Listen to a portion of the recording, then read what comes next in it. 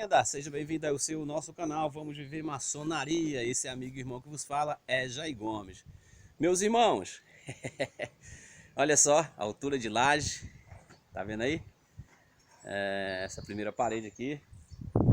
E já estamos levantando aqui, ó, as outras paredes, tudo já com os arranques de pilar já nos seus devidos lugares.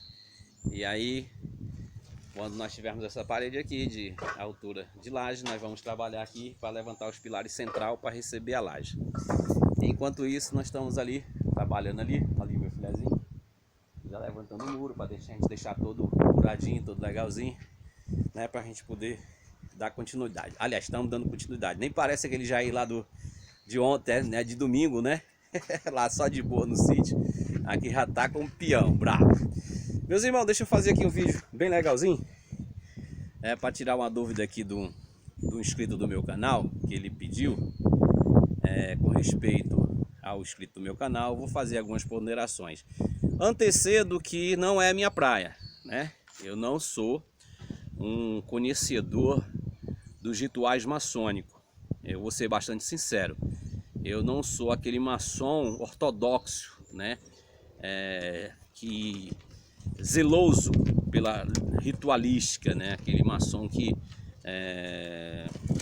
se torna até chato, aquele cara que quer fazer a ritualística nos seus mínimos detalhes, né? Eu, na minha particularidade, eu considero esses indivíduos muito parecidos com aquele sacerdote, o sumo sacerdote judeu, né? Quando Jesus repreendeu eles, dizendo que eles tinham maior zelo pela lei, né? Tinham maior zelo pelos rituais, pelas práticas litúrgicas dos cerimoniais judaicos, mas não vivia sequer uma vírgula, né, do que consistia de fato a lei de Moisés, né? E Jesus foi bastante digamos assim, intrépido com ele, e disse: olha, vocês, em vez de vocês observam essas leis, mas esquece o amor, a caridade, e etc, né? Eu também eu vou por esse caminho de Jesus, né? Isso não quer dizer, meus irmãos, que você menospreza a parte litúrgica, ritualística, mas que perca um tanto essa ortodoxia da liturgia maçônica, né? Porque eu não vejo, digamos, que isso vai te engrandecer como pessoa. Se te engrandece, se você de fato em praticar ritualística você se torna uma pessoa melhor, parabéns, né? Louvado seja a sua pessoa, mas eu particularmente eu prefiro me contentar com a vida orgânica, né? Eu prefiro viver entre irmãos, né? Viver tudo aquilo que consiste de fato uma horizontalidade para o amor para com nossos irmãos. Mas a pergunta dele foi bastante legal, que ele disse que por que há essa briga, né, em relação aos rituais maçônicos. Certos rituais são chamados de espúrios, certos rituais são são aceitos pelas grandes lojas, outros pelo Grande Oriente, e alguns rituais não são aceitos, já que a gente tem aí uma compilação de quase 200 rituais maçônicos. Primeiro, eu vou ter aonde vai o meu conhecimento. Segundo, o que consiste em uma regularidade e reconhecimento de uma potência maçônica. Segundo os 8 pontos de reconhecimento da maçonaria, da Grande Loja Unida da Inglaterra, diz o seguinte, que uma potência maçônica, ela deve ter total autonomia sobre os graus simbólicos, né, do que consiste a maçonaria simbólica. Esqueça a maçonaria que hoje se chama filosófica.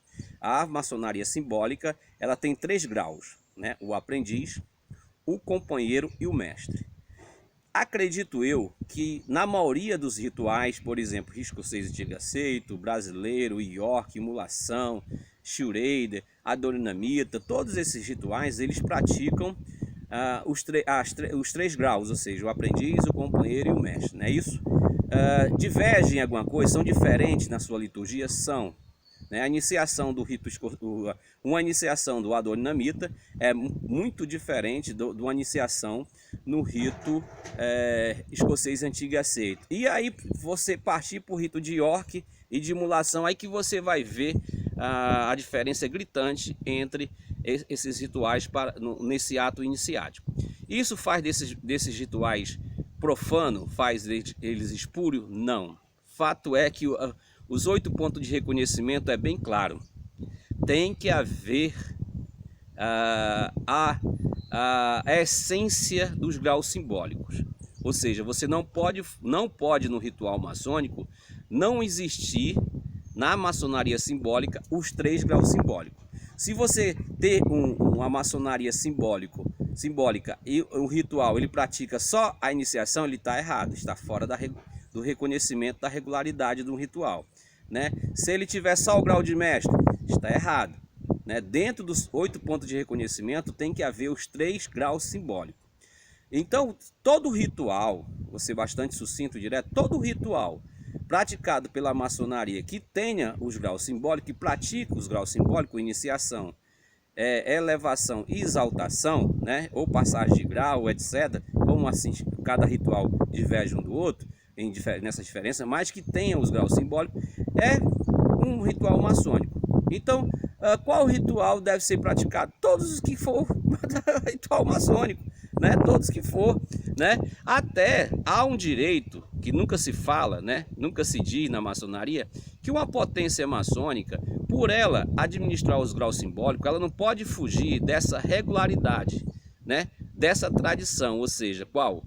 Que nesse ritual haja a iniciação do aprendiz, que ali é transmitido oralmente os sinais e o toque das palavras de cada grau, né? A sua elevação e a exaltação do mestre, né? Se todo um rito, né, que são uma constituição de leis, né, de parâmetros que denomina aquele rito, né, que a ritualística é o ritual a ser praticado no templo maçônico. Então, se esse rito ele tem toda essa homogeneidade, todas essas características, é um rito reconhecido e legal. E há uma prerrogativa de qualquer indivíduo ou de uma potência maçônica criar um rito maçônico, um ritual maçônico. Ah, Jair, não? Ah, sim. Isso já aconteceu, olha, milhares e milhares de vezes. Aqui, por exemplo, ó, vou dar um aqui bem quentinho aqui para vocês. O ritual escocês antigo e aceito, praticado pelas grandes lojas estaduais, ele não é um ritual escocês de originalidade, ou seja, ele diverge muito de fato do ritual escocês na sua origem. Esse ritual praticado pelas grandes lojas estaduais é uma compilação, né? Uma compilação de vários rituais. Por exemplo, é uma compilação do rito adornamita. Tem muita coisa nesse ritual escocês de Marylebone, né? Praticado pelas lojas estaduais. Tem coisas do rito adornamita. Antigamente acendia até as velas, como acontece no rito adornamita, né? Você que é do escocês que pratica na grande loja, você vai ter comigo, não é verdade? Não tinha um acendimento de velas. Não é que o acendimento de velas era exclusivo do rito adornamita, né? Por exemplo, o palio, né? O palio formado, né? Pelo diácono é do rito adornamita. E algumas compilações, tem muita coisa do rito de York, nesse ritual que Mário Berg criou. Então esse ritual que Mário Berg criou para ser praticado na grandes lojas estaduais é uma compilação de vários dos rituais praticados aqui no Brasil. E isso nos faz crer que não há uma ortodoxia em relação aos rituais maçônicos. Abre aspas. É necessário que esses rituais tenha em seu princípio os graus simbólicos, né? Que não fuja da tradição maçônica, mas que não possa ser criado, que não possa haver uma modificação nesses rituais, isso é falácia. Todos os rituais maçônicos foi criação de pessoas, de homens, pessoas que criaram os rituais. Tem até um impasse muito interessante que eu tive com o mestre instalado da grande loja do estado do Ceará, a gente conversando sobre essa liturgia, sobre essas questões rituais. Então ele disse assim, Jair, ele sabia que a gente tinha fundado uma loja a Guerreiros da Luz e da Liberdade, número 1, e a gente adotou o mesmo ritual da grande loja, né, o ritual escocês de Marylebone, né? E ele disse, não, vocês não podem fazer isso, porque esse ritual é exclusivo da grande loja. Olha onde vai a ignorância do indivíduo. Ele disse, Jair, você pode praticar qualquer ritual, mas você não pode praticar o ritual que é praticado na grande loja. Aonde está esse direito? Aí onde eu perguntei para ele, onde está esse direito?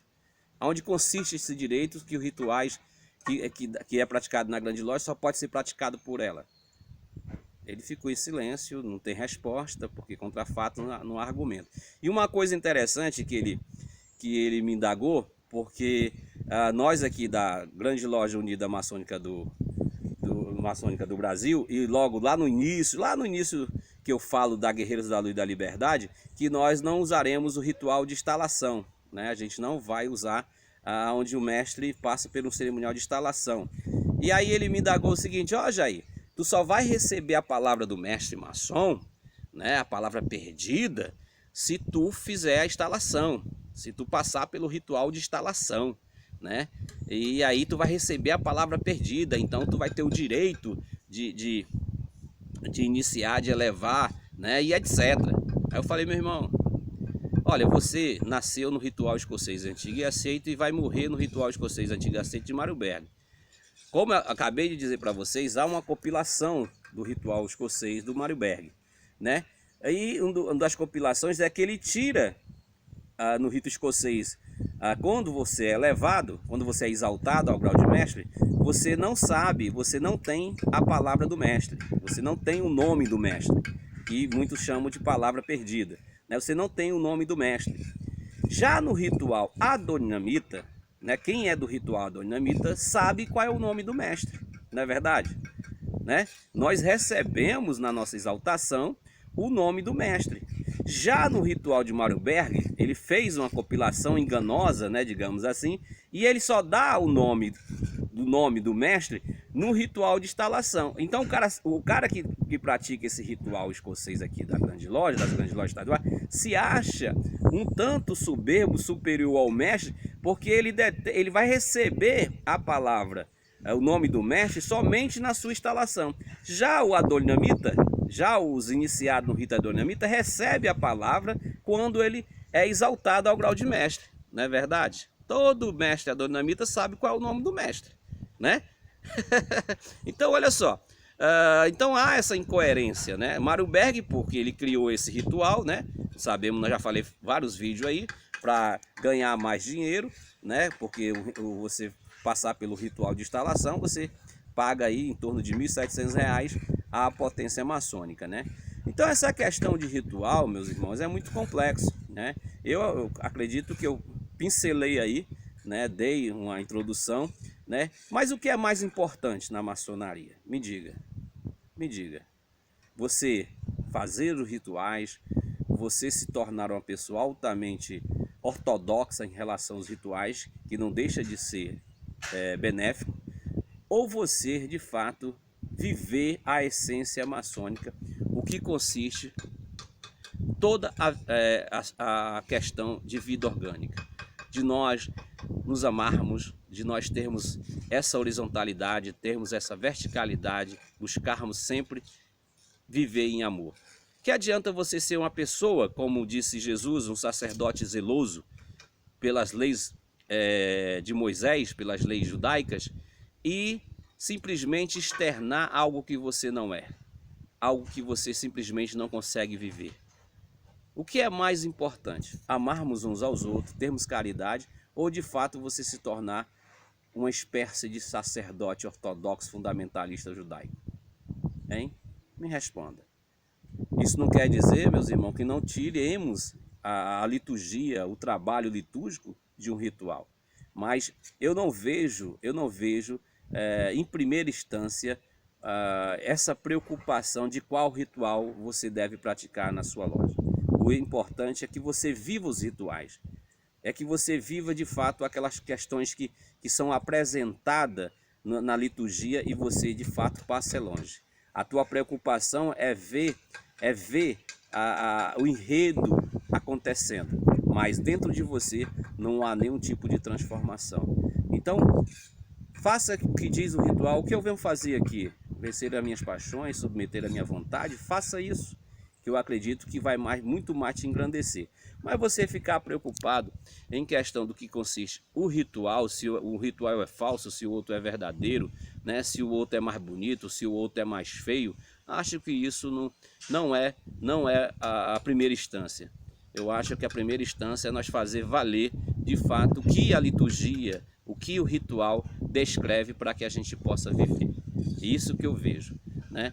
Eu vejo os rituais maçônicos pelo simples, uma simples um caminho para que você possa compreender de fato o que consiste a maçonaria, que é a vida orgânica. O ritual é simplesmente para nos ajuntarmos, para estarmos juntos, para estarmos harmônicos, para estarmos vivendo de fato o que tudo aquilo que o ritual quer apresentar, a gente vinha praticar. A nossa vida em si já é um ritual.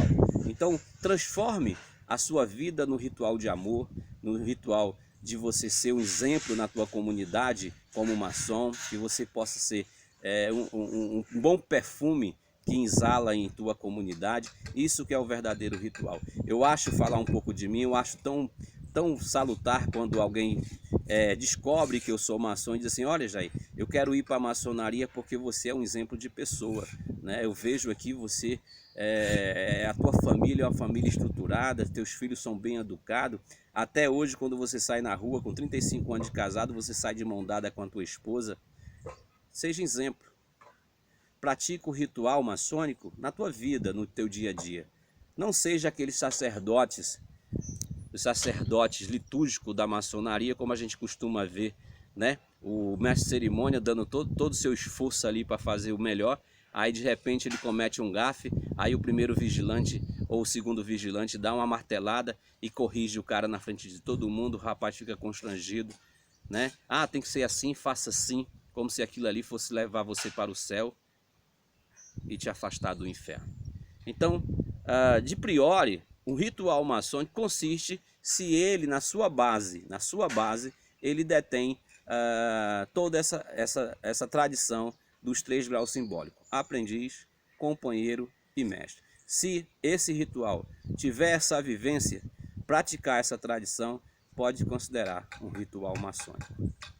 Te amo sem te conhecer.